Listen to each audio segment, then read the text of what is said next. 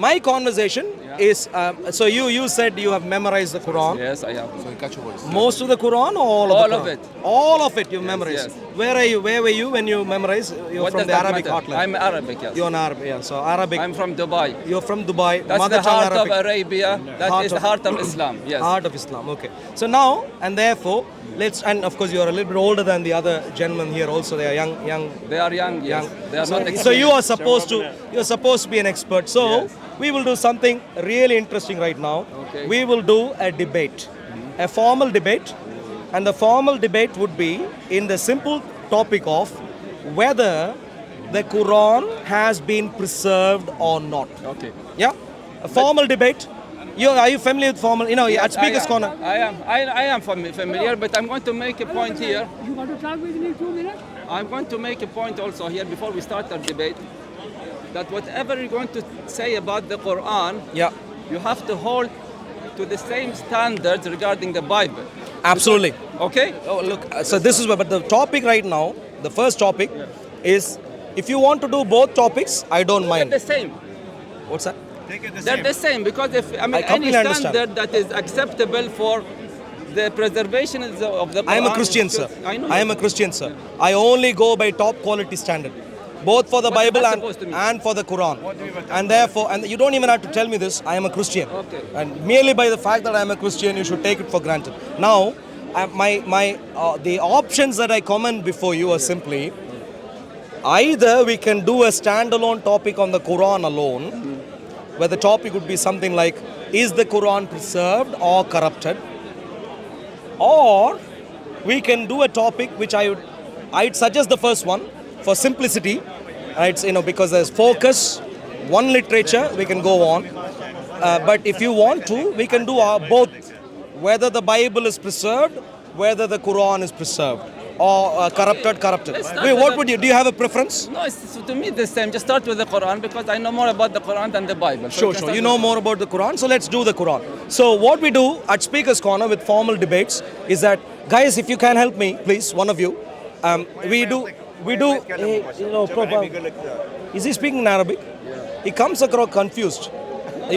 When you go home, please try and, go home, sorry. When you, later on, if you are able to find some help for him, some medical help, he needs some medical help, please. No, but if you can find out someone, he's very confused, standing from behind me and saying irrelevant stuff.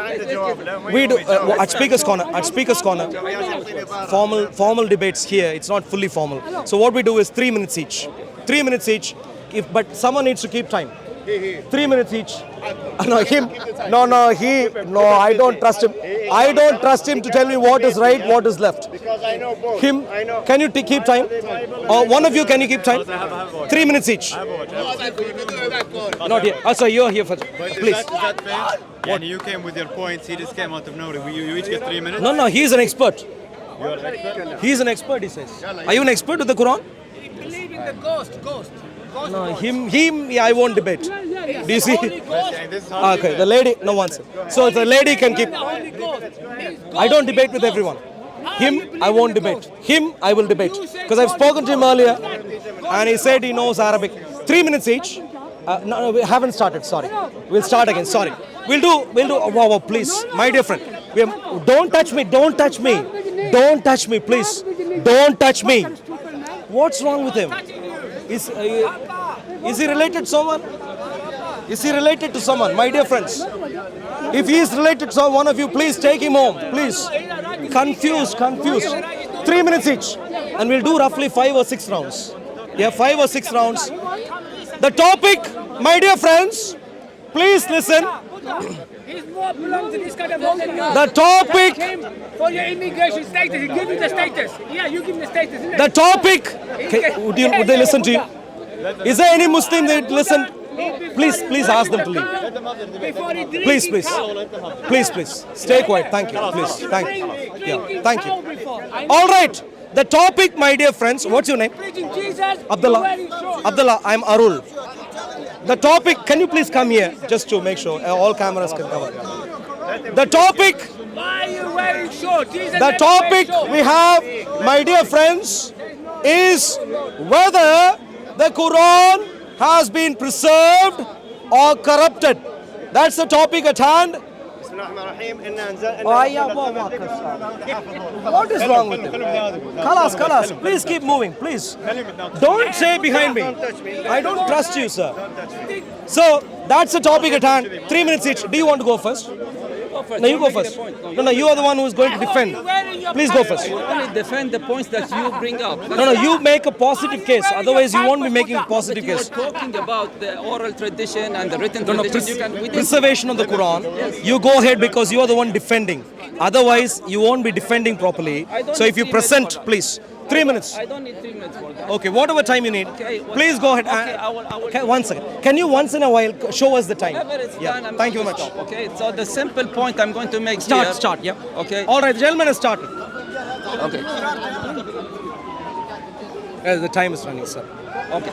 Now the first thing to prove that the Quran is preserved, okay, is that first of all the Quran makes the claim in the Surah Al-Hijr, إِنَّا نَحْنُ نَزَّلْنَا الذِّكْرَ وَإِنَّا لَهُ لَحَافِظُونَ. So that's the claim that the Quran makes.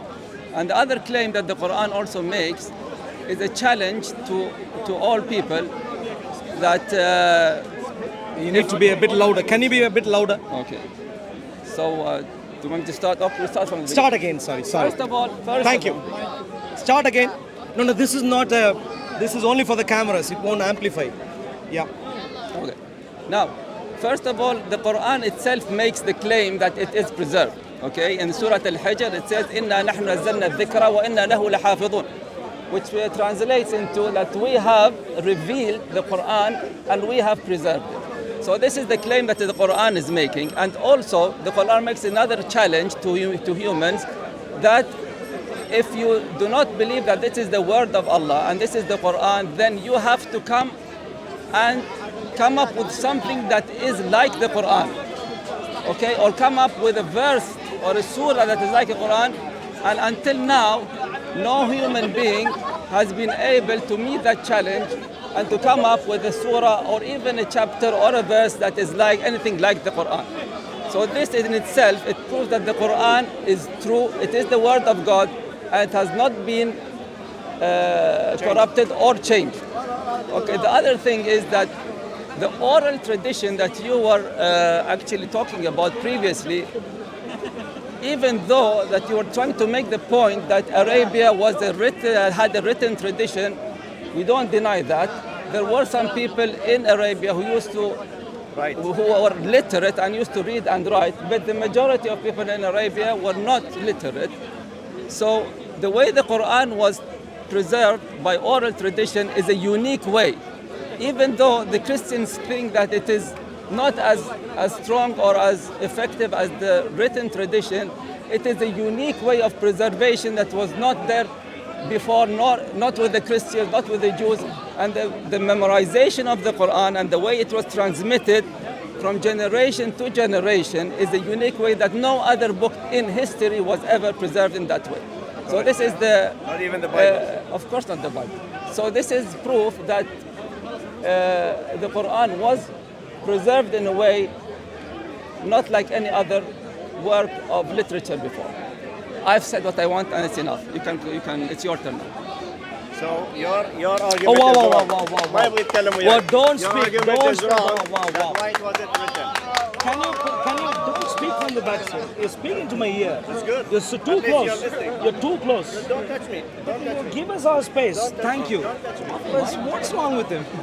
All right, can we start now? So your argument is wrong. Wow. Don't speak at the back, sir. You're speaking to my ear, sir. You're annoying, please. Thank you. All right, my dear friends, the topic is whether the Quran is preserved or corrupted. Our lovely friend Abdullah, who is from the Hijazi heartland, Dubai, Arabic speaker, was going to demonstrate how the Quran is preserved and not corrupted. Unfortunately for him, Abdullah even did not start the debate. He did not provide any evidence, He did. any historically verifiable evidence of any stretch of imagination. All that he did was repeat the standard Islamic claims. I completely understand that in Islam there are claims. In Islam there are all sorts of claims, and this is why I call Islam a perfect delusion. Entire delusion. You have confusion about everything. Claim about everything. Your problem is not that you haven't got claims. Your problem is that despite the claims, you can't provide any evidence. Abdullah is one more demonstration for the fact that even he can't provide any evidence. In the next round, see carefully if he is providing any evidence for claiming that the Quran is preserved. Not just repeat the assertion, but provide evidence. Why do I think the Quran is corrupted? I think the Quran is a good example of the most corrupted literature ever. I'll give you a simple example. In Surah An-Najm, which is Surah 53, in Surah 53, in the first 30 ayats or so, you find a story of a man who meets the Islamic Allah twice. He meets the Islamic Allah twice. When a literature is not corrupt, you should be able to demonstrate in a timely manner, showing timely evidence who this guy is, when did he meet, in what place, and so on. You should be able to show details of the story. You should be able to provide identification of who it is talking about, and so on. Most Muslims today think the person here is Muhammad. But I'd like Abdullah to provide a reasonable justification for why this is Muhammad. If he cannot, then he must conclude that the story of the Quran has been lost forever. Surah 53, why are the first 20 verses about Muhammad used based on evidence, sir? First of all, what he mentioned that the Quran, that Muslims. Can you please speak up a little bit? Okay. My voice is a little bit. Anyway, now, what he says, okay, that the Quran only makes claims and Islam is the religion of claims, is just something he's saying. Okay, now it's easy for him to just say that, these people makes claims without providing any evidence, and he wants some sort of evidence that he can't even provide for his own religion. Okay, now if he says that, okay, as Muslims you need to provide evidence that the Quran is like this and the Quran has been preserved and that Muhammad is the one mentioned here, and then that kind of evidence that he's asking for, he can't provide the same for his own religion. So that's he's being a bit of a hypocrite now, okay? Because he's asking for kind of standard that he can't provide for his own religion. Now, okay, what you're saying here about Surah An-Najm, which is a very specific thing that you brought up, okay, to actually deviate from the original topic of it, okay, which is the preservation of the Quran. Now you're going into detail about certain ayahs and surahs, and you want an answer for that, we can easily provide.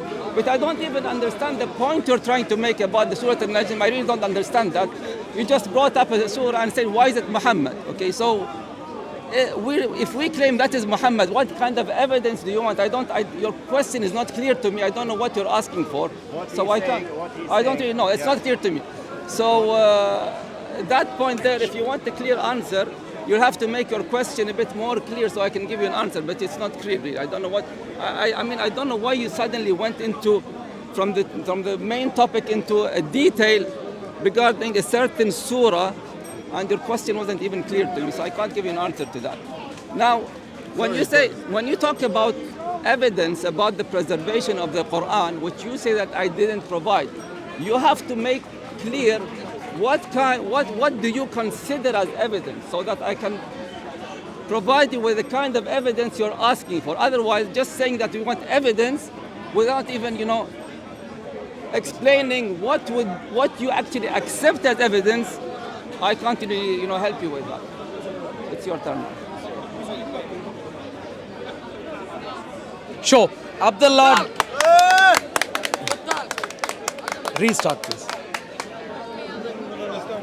Thank you.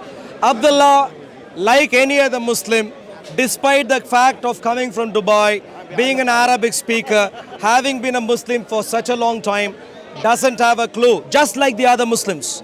He doesn't understand what it means to claim that a literature is preserved and what it means to claim that a literature is corrupt. I'll give you a simple example. When is a literature preserved? A literature is preserved if you can take the literature, read through it, and you understand who the literature is about, what was said by that person to someone else, who the other people involved in the literature are, what timeline the literature belongs to, what location the literature, does the literature belong, one second. Sorry, one second. Hey.